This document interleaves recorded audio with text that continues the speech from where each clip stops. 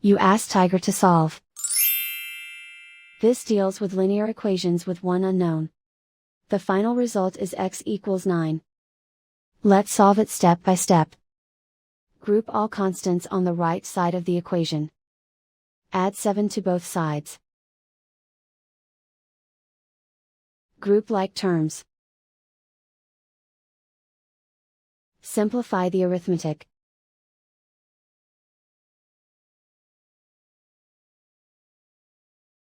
Isolate the x.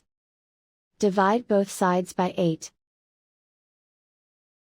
Simplify the fraction.